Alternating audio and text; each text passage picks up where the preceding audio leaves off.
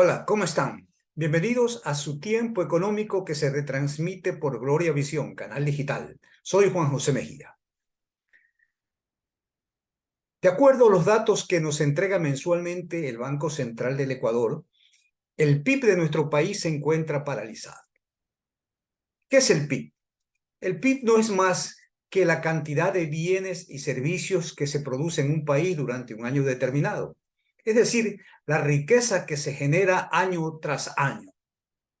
Generalmente al PIB se lo presenta en términos nominales. Actualmente el PIB nominal del Ecuador está en algo así como 110.000, 112.000 millones de dólares.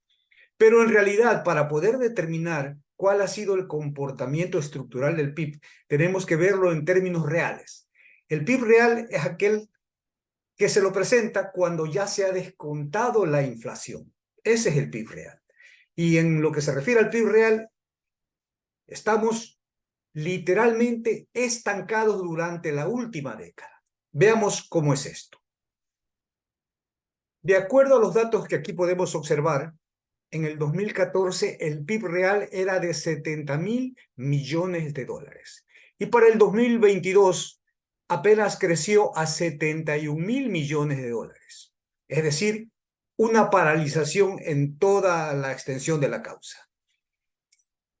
Como la población, en cambio, durante todo ese tiempo va creciendo, esto significa que el PIB per cápita, el PIB real per cápita, es aquel que se divide para el número de habitantes de un país. El PIB real per cápita ha disminuido, como podemos observar, de 4.374 dólares anuales por persona en el 2014, ha caído a 3.954 dólares en el 2022 y se mantiene igual para el 2023. Entonces, esto es lo que está sucediendo con la producción en nuestro país, con la generación de bienes y servicios, con la creación de riqueza. Estamos paralizados. Ahora bien, ¿qué es lo que causa esta paralización de la economía? Bueno, ahí sí hay muchos factores, las variables, los macroindicadores, tienen mucha influencia sobre el comportamiento del PIB. Pero uno de los que más está relacionado con el Producto Interno Bruto es el del índice de precios, la inflación. La inflación en nuestro país, en cambio, ha tenido un comportamiento que podríamos decir que es bueno y es consecuencia del sistema rígido, del sistema dolarizado en el que estamos desde el año 2000. Entonces, ¿cómo ha estado la inflación en el Ecuador? Aquí podemos observar que la inflación en nuestro país, aquí la tenemos en la línea verde, inflación del Ecuador, ha estado por niveles bastante bajos, ¿no? Comparando, por ejemplo, con la inflación en Estados Unidos, que es la línea anaranjada, incluso ha estado por debajo de los niveles de inflación de Estados Unidos. En nuestro país en algún momento incluso ha estado por debajo del cero. Ahora, esta inflación baja debería ser utilizada para poder impulsar el desarrollo en el país. Pero ¿por qué no se está dando esto? Bueno, pues existen múltiples factores. Vamos a revisar algunos de ellos. De acuerdo a la teoría económica, la inflación está ampliamente vinculada con el Producto Interno Bruto.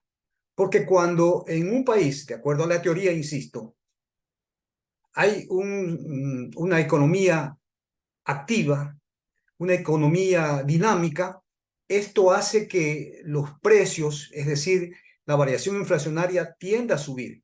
Y esto se debe a que una economía en activación hace que la gente demande, que haya capacidad de consumo, pero al haber capacidad de consumo, al haber demanda, evidentemente los precios tienden a incrementarse.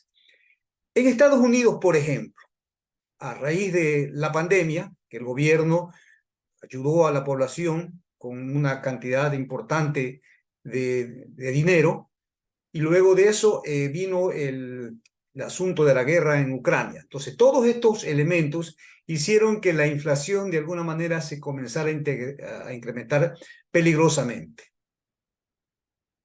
La inflación en Estados Unidos siempre ha permanecido baja, pero a raíz de lo que estamos mencionando, se incrementó hasta un 7%.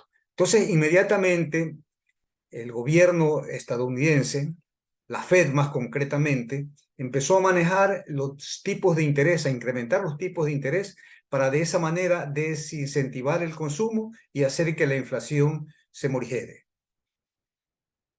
Ahora bien, hay que tener en cuenta que en Estados Unidos los tipos de interés siempre han estado bastante disminuidos. Aquí tenemos, por ejemplo, a lo largo de 2014-2015, niveles de tasas de interés del 1,25, del 0,27.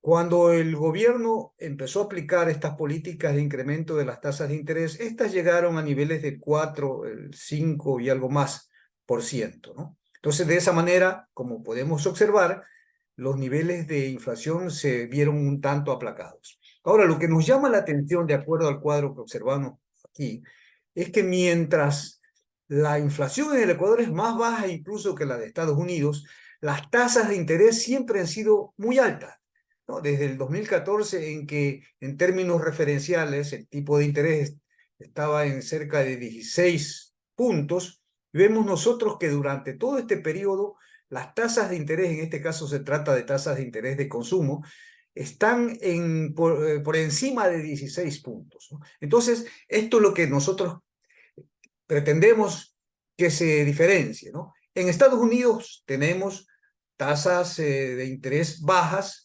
Cuando la inflación se incrementa, hay también un repunte de las tasas de interés, pero no llega a dislocarse la relación entre tipos de interés e inflación. En el Ecuador, en cambio, vemos que con tasas de inflación incluso más bajas que las de Estados Unidos, las tasas de interés duplican y hasta triplican el nivel de las tasas de interés en Estados Unidos.